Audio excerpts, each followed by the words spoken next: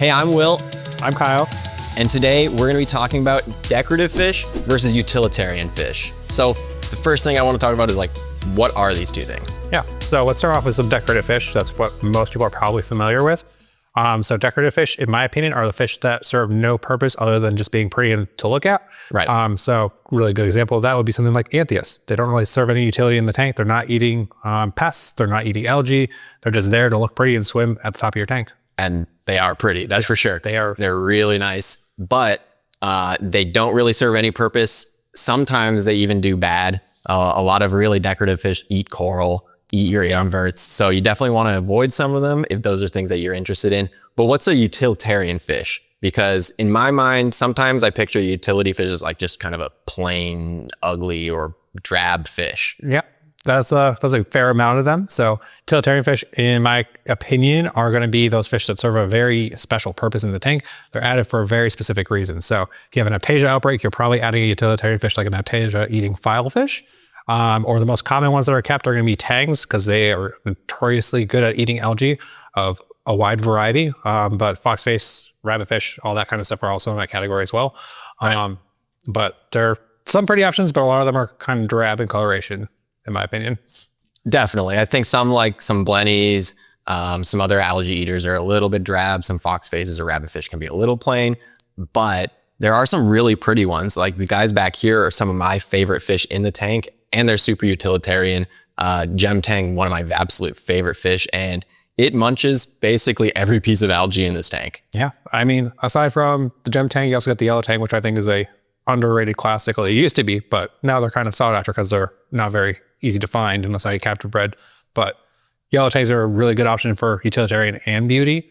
But some other utilitarian fish that we got in the tank would be like the zebra tang that's hiding behind your shoulder. Yeah. Also got an Achilles tang, but that's more of like a super active swimmer, not really great at munching algae in my experience. They're kind of just swimming in the power head, but they still eat a little bit of algae for you. Definitely. I think some that maybe you wouldn't initially think of as utilitarian fish, but some of my favorite utilitarian fish are like wrasses and damsels. So the wrasses in here actually do a really good job of eating any kind of flatworms, any kind of really pests, any bugs. They do also eat basically every copepod and amphipod in the tank. Yeah. But they do a really good job of cleaning up any of the flatworms because these acros do sometimes have some flatworms on them. But anytime I baste them off, they go straight for them. It's pretty crazy. Yeah, I love wrasses. They're like one of my favorite genuses or families of fish that we keep in reef tanks. But a lot of utilitarian ones in that category, as long as you're not doing flasher or fairy wrasses. Right. But 6-line wrasses are also like a really popular option for just parasite, coral parasite control. But they are a little bit aggressive. They can be somewhat bullyish along with mystery wrasses, but they're very pretty in my opinion. So yeah, I actually think like a good alternative to a 6-line is actually the 4-line wrasse. Yeah. Pretty funny. They look almost exactly the same. You literally just count the stripes on them to figure out which one they are is the easiest way. But 4-lines are a lot less aggressive, I've found. And they do great in smaller tanks because they don't get quite as big as something like a Melanaris or like a China wrasse back here. We have some chorus wrasses. They get huge. They're really aggressive. And PSA, they're jumpers. They're totally jumpers. You need a lid. These guys hit the lid all the time. Yeah, I've heard it before when I've been watching the tank. But yeah. That's a fish jumping. Yes, absolutely. But what about some decorative fish? Because we mentioned Anthias, but there's a ton of them, right? Tons of decorative fish. I mean, you can pretty much go to any fish store and you're going to find lines and lines and lines of decorative fish. Right. So we've already touched on Anthias. I did kind of hint at wrasses. Those fairy and flash wrasses are very popular decorative fish. A couple of my favorites out of that category, realm, would be the McOscar's flasher wrasse, probably one of the most popular flasher wrasses. But I also, for fairy wrasses, love the Bruneus fairy wrasse. It is a black wrasse, but when it's displaying electric blue lines throughout the fish, yeah, absolutely stunning. I love those subtle fish that really display their colors when they're flashing or doing something to interact. It's really, really cool. And something that a lot of people don't even really think about that is totally not a utilitarian fish, but definitely the most common fish ever kept is clownfish. They don't really do much in your tank other than look absolutely adorable, but they don't do much. They'll clean one very specific spot. Exactly. They'll clean one spot and they'll feed your anemones if you have them. Yeah. And I don't think they do it intentionally. They're just trying to store the food for later. Yeah, it's probably for them. They're greedy. Little greedy. They like a lot of food. Yeah, but they absolutely, like, they add a lot of spark to the tank. And that's the main focus of decorative fish, right? Is to add some life, some spark. A lot of the utilitarian fish, even tangs, they kind of hang out near the rocks. They're swimming close, like more hidden, more protective. Whereas something like an Anthias, you can see these guys are just swimming out in the open. They're always out. Most of the more decorative fish are always out and about, like clownfish as well. There are some reclusive ones that are like hidden gems. Basses are a really good example. Yes, absolutely. Another one of my favorite groups of fish, especially the candy basslet. I used to have a pair. They're absolutely stunning, but they were always in the rockwork in a cave, so you could never just walk up to the tank and see them. You had to use your eye, look for them, and I think that's a lot of fun when having a reef tank is when you have to look for the fish too. Absolutely, yeah. Some of my favorite fish are the ones that kind of hide. Things like man-eater dragonets, also mostly a decorative fish, unless you consider amphipods a pest. Yeah, copepods and amphipods definitely not a pest. So no, they're more of a decorative fish. And same with some other, like some more reclusive fish, or can be decorative, but for the most part they're more utilitarian. Things like Blennies. Actually, something I learned pretty recently, Molly Miller Blennies, for example, they do a really good job of eating Aptasia sometimes, especially the captive bred ones. Yes, and algae too. And algae, and same thing with the Filefish. This guy munches on any Aptasia that pops up in this tank, but he's always hidden.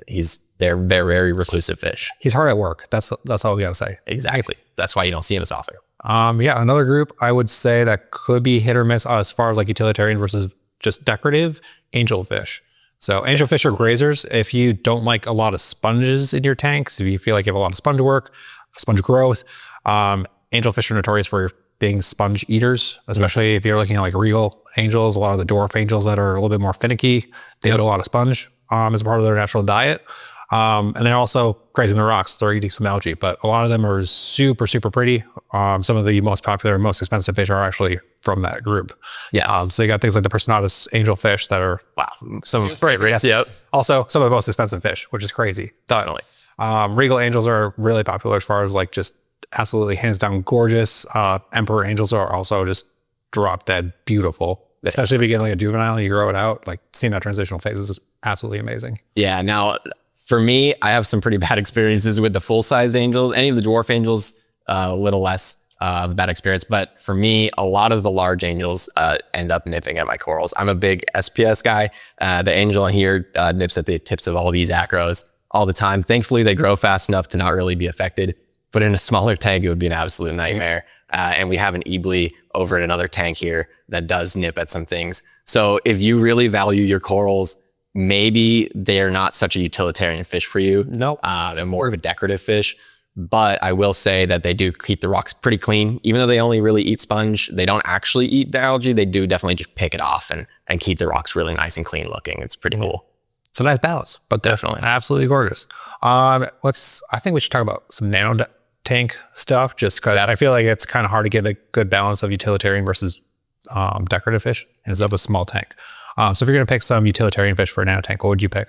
Oh boy. I think definitely if you have pests already, I think something like a damsel is actually a pretty good choice. If you have like zoa eating spiders or any red bugs or any flatworms, things like that, they're really aggressive eaters. They don't get huge. They get pretty big, but they don't get huge like a wrasse.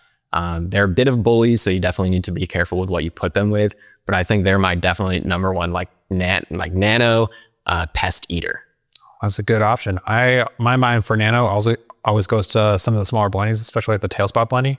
I think despite them being a brown fish, they have a couple little colorful marks under their eyes, but they make up for all that with their personality, in my opinion. Oh, it's so like I can't get enough of a tail spot blenny. Yeah, their heads sticking out of the holes and looking around. Yeah, always looking at you, always having to look for them. Don't know where they are, but their personality is great.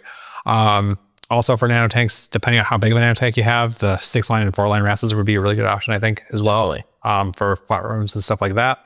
Also a little less common, but those pygmy and possum wrasses. Oh yeah, really good options. They're some of the best.